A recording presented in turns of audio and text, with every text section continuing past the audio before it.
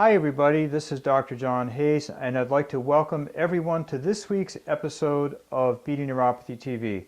What I'm going to do this week is to start to answer some of the common questions that we get all the time on dairy and health. One of the biggest questions that we get from our patients is, why should I avoid dairy?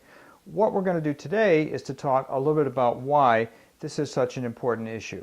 We know that dairy is difficult to digest for at least 60% of the population. Many people are sensitive to lactose, which is milk sugar, and have a hard time digesting it.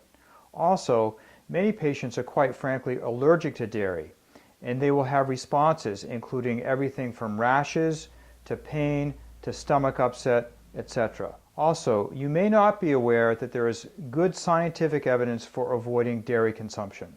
For those of you who are serious students of nutrition, I recommend you pick up a copy and read the China study.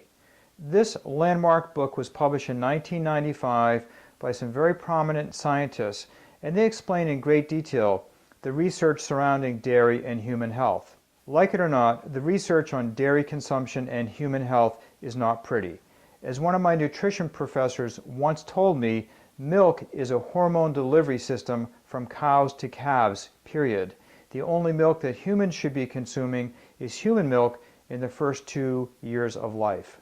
One of the key reasons that we recommend patients with peripheral neuropathy and chronic pain avoid dairy products is that they are known to promote inflammation. Inflammation is your body's response to things such as infections and bacteria, but also inflammation can be produced by a diet that is high in inflammatory foods. Two of the more common inflammatory foods include dairy products and gluten.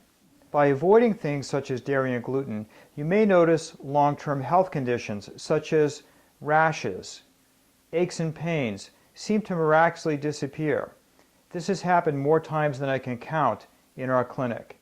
Another thing which concerns us greatly about dairy consumption is the fact that dairy contains insulin-like growth factor. Insulin-like growth factor has been associated with many forms of cancer, but most especially breast and prostate cancer. Also, dairy consumption has been associated with type 1 diabetes. As you know, many patients who develop type 1 diabetes go on to develop peripheral neuropathy. Another significant reason to avoid dairy foods are the fat content. In addition to proteins such as casein, which can be dangerous, hormones and other environmental contaminants tend to attach to fat molecules, and these are transmitted through the food chain.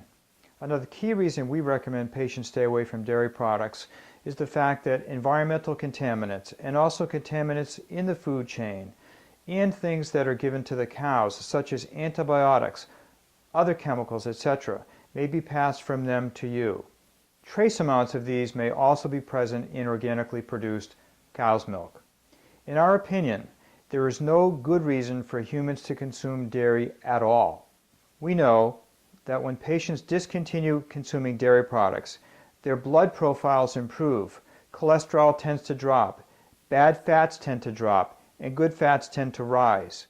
We also know that by reducing dairy, you can reduce your risk of small vessel disease or vascular disease.